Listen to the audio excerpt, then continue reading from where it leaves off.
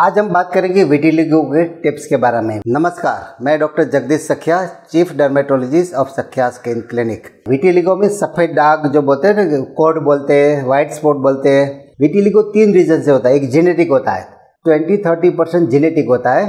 बाकी का जो होता है ऑटोइम्यून और जस्टरिफॉर्म। ऑटोइम्यून मीन्स जैसे थायराइड कैसे होता है, अस्थमा कैसे होता है, संधिवा कैसे होता है।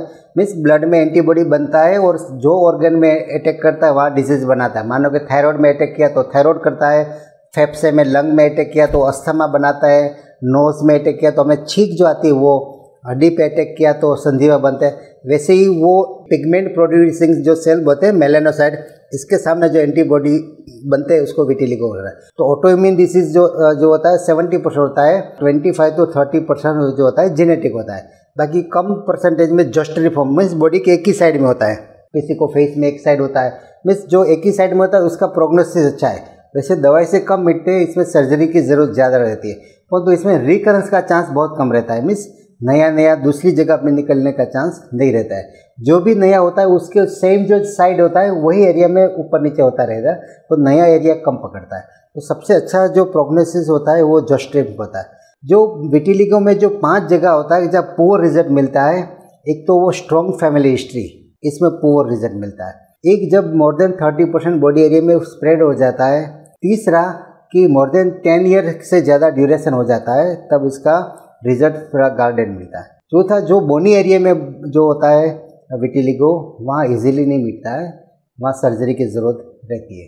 और 5वां कि जो विटिलिगो में बाल होता है वो वाइट हो जाता है, तो वहाँ मेडिकल लाइन ऑफ ट्रीटमेंट से ठीक नहीं होता है। इसीलिए सर्जरी कहाँ ज़रूरत पड़ती है? जहाँ वाइट बाल होते हैं और जहाँ बाल ही नहीं होते हैं उस जगह पे सर्जरी का चांस ज़्यादा है, और विदाउट सर्जरी नहीं मिटता है। रेस्ट ऑफ द चीज़ में फोटोथेरापी आता है, एक्साइमर लाइट आता है, जैक इनिबिटर आता है, बायोलॉजिकल दवा आता है, काफ़ी जो मेडिकेशन होता है, पल्स थेरापी बोलते हैं, कोर्टिकोस्टेरॉइड की जो पल्स थेरापी जो कंट्रोल करने के लिए, लॉन्ग टर्म के लिए नहीं है। और जब बहुत बढ़ता है तो शुरू में 3-4-6 महीने लेना पड़ता है। फिर इसमें इम्यूनोसप्रेसिव, एजोथाइप्रिन है, साइक्लोस्पोरिन है, काफ़ी दवाई है कि जो ऑटोइम्यून के लिए। जेनेटिक के लिए इतना वो कोई सटीक दवाई नहीं आई है कि जो जेनेटिक वाला ऐसा होता है कि धीरे धीरे पूरे बॉडी में फैल जाते हैं। हाँ, उसकी स्पीड हम कम कर सकते हैं और तो धीरे धीरे वो रास्ता ले लेता है। परंतु ऑटोइम्यून जो विटिलिगो होती है कि जो अंदर ब्लड, इसमें सॉल्यूशन अच्छा मिलता है अगर पेशेंट ने ट्रीटमेंट लंबे समय की। यूजुअली विटिलिगो में प्रॉब्लम क्या होता है कि शुरू वाला जो इम्पोर्टेंट स्टेज होता है ना, तब आयुर्वेदिक, होम्योपैथिक, यूनानी वो दवाई में वो मानता रखते हैं, इसमें टाइम निकाल देते हैं। अर्ली ट्रीटमेंट फेज होता है ना, वो बहुत क्रूशियल होता है। जब आपने अर्ली ट्रीटमेंट किया, विटिलिगो 4 बार टाइम देता है। दाग दिखना, दवाई से मिटना, वापस दिखना, फिर 5वीं बार वो टाइम नहीं देता, पूरे बदन में धीरे धीरे फैल जाता है। तो एक होता है कि ट्रीटमेंट ठीक होने का हिस्सा, और दूसरा जो हिस्सा होता है वो वापस न होने का हिस्सा। ठीक होने का मानो कि हिस्सा 1 साल का है, तो वापस नहीं होने का जो ड्यूरेशन 3 साल का होता है। तो मिनिमम 6 महीने से 5 साल तक उसमें ऑब्जर्वेशन रखना ज़रूरी है। इवन सर्जरी से ठीक हो गया तो भी आपको दवाई हल्के डोज में भी आपको रखना चाहिए। अदरवाइज़ क्या होगा, बाद में जहाँ आपने ग्राफ्टिंग किया है इसके आसपास में वो धीरे धीरे स्टार्ट हो जाता है और धीरे धीरे नए एरिया में स्प्रेड होता है। तो विटिलिगो ऐसा होता है कि टिप्स जो बोलूँ कि इसमें आपको रूट कोज आइडेंटिफाई करना चाहिए कि आपको जेनेटिक है, आपको ऑटोइम्यून है, कि आपको जस्टरिफॉर्म है। दूसरा कि ट्रीटमेंट जो अर्ली इंटरवेंशन बहुत ज़रूरी है। शुरू में आपने ट्रीटमेंट नहीं किया तो फिर बाद में बहुत लंबा कोर्स रहता है। और जब भी ट्रीटमेंट करो तो डॉक्टर जो आपको जो ड्यूरेशन बोले, और जब भी सर्जरी का टाइम पहले से बताए कि अब सर्जरी का टाइम है, तो आपको कर देना चाहिए। तीसरा खाने का बहुत इंपॉर्टेंट है, क्योंकि वो विरुद्ध खुराक नहीं होना चाहिए कि भाई प्याज, लहसुन कच्चा।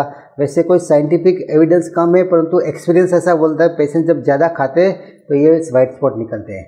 इसमें जो प्रिजर्वेटिव वाला कम खाना चाहिए, बहुत खट्टी चीज़ भी कम करना चाहिए। जो ईस्ट वाली चीज़ जो होता है वो एक्सपीरियंस से पता चलता है, ये सब चीज़ खाने से स्पीड में बढ़ता है।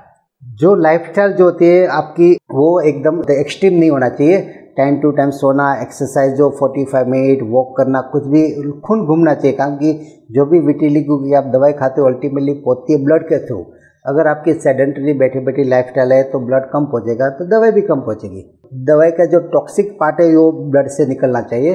अगर आपकी सेडेंटरी लाइफ है तो वो बॉडी में क्यूमुलेट होती है। तो आपको वॉक भी करना, मेंटली पीस कभी किसी का क्या विटिलिगो नाम देख के पूरा स्ट्रेस में आ जाता है, तो उसको भी दवाई की इफेक्ट जल्दी नहीं आती है। तो इसको एकदम काम कूम एकदम ठंडे दिमाग से सोचना चाहिए, क्योंकि ये डिसीज़ को ऐसा नहीं है कि इससे कोई आदमी मर जाते हैं, इससे कोई मॉर्बिडिटी आती है। ये कॉस्मेटिक डिसीज़ है, दिखने में ख़राब लगता है। ये डार्क से अंदर कोई तकलीफ नहीं है। फॉरेन में तो इसकी कोई दवाई नहीं देते, इसीलिए पैनिक नहीं होने का, टाइम टू टाइम दवाई, खाने में ध्यान रखना। चौथा और सबसे इम्पोर्टेंट पॉइंट जो है, इंजरी नहीं होनी चाहिए और स्किन ड्राई नहीं रहनी चाहिए। विटिलिगो में स्किन जो मॉइस्चराइजिंग का इतना इम्पोर्टेंस है, लोग क्या ये जो सबसे इम्पोर्टेंट पार्ट को निगलेक्ट करता है। आपकी स्किन ड्राई नहीं होना चाहिए और आपको कोई ट्रॉमा नहीं होना चाहिए। बच्चे को बार बार विटिलिगो क्यों होता है कि उसको कुछ न कुछ इंजरी रहती है, तो इसीलिए बार बार डिसीज स्टिमुलेट होता है। तो ड्राई और ट्रॉमा ये दो इकट्ठा हो गया तो आपका क्या ऑन गोइंग प्रोसीजर दवाई कंटिन्यूस चालू रहेगा और नया नया दाग पड़ता रहेगा। उसको बोलते हैं किबनर विटिलिगो, जहाँ ट्रॉमा होगा वहाँ दाग हो जाना। लेडीज़ का कपड़ा वासन जो करती है तो वहाँ भी होता है। और अभी हमने खास ध्यान रखा काफ़ी समय की अल्कोहल बेस्ड जो स्टेरलाइजर यूज़ करते हैं उसको भी विटिलिगो हाथ में बढ़ गया। काफ़ी पेशेंट हमने देखा कि इसका स्टेबल विटिलिगो था, कुछ कोरोना का इन्फेक्शन होने के बाद कोई दवाई के बाद ऐसी चीज़ हो गई कि इसको स्टेरलाइजिंग यहाँ के यहाँ पूरा वाइट हो गया।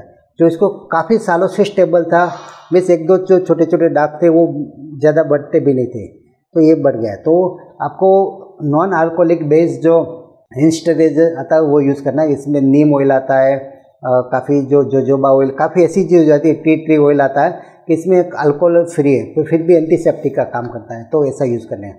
तो ये टिप्स है, खाने पीने का ध्यान रखना, आपका जो हैंड सैनिटाइजर है वो वैसे चूज़ करना, ट्रॉमा नहीं होनी चाहिए, मॉइस्चराइजिंग खास खुले भागे हाथ पैर जो होता है गले जो होता है वो सब जगह पे आपको लगाना ज़रूरी है। और आपकी स्किन अगर विटिलिगो एक्टिव है तो आपको धूप में ज़्यादा जाने की ज़रूरत नहीं है, क्योंकि धूप से भी बढ़ता है। डिजीज़ जब स्टेबल होता है, लंबे समय स्थिर होता है, नहीं बढ़ता है, तब आपको लाइट लेना चाहिए ताकि वो पिगमेंट लाता है।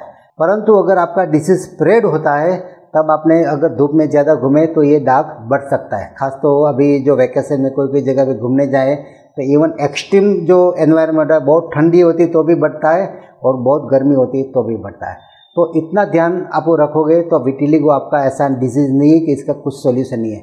थोड़ा लेटेस्ट टेक्नोलॉजी दवाई है, सर्जिकल प्रोसीजर है, इसमें मेलेनोसाइट ट्रांसफ़र है, पंच ग्राफ्टिंग है, स्प्लिट ग्राफ्टिंग है, फॉलिकुलर सस्पेंशन है, टैटूइंग है। तो काफ़ी टेक्नोलॉजी है कि आप इससे दवाई से सर्जरी के मदद से, अभी तो हेयर ट्रांसप्लांट भी आ गया। मानो कि पूरे हाथ में तो इतनी चमड़ी कहाँ से निकाली, तो 1500-2000 बाल इसमें डाल दिया तो पूरे हाथ में पिगमेंट आ जाता है। बाद में वो लेज़र हेयर रिमूवल से जो हेयर आता है वो निकाल देते हैं। तो अभी काफ़ी कॉम्बिनेशन दवाई सर्जरी की कॉम्बिनेशन की वजह से थोड़ी परहेजी से आपका विटिलिगो ज़रूर मिट सकता है। Thank you very much.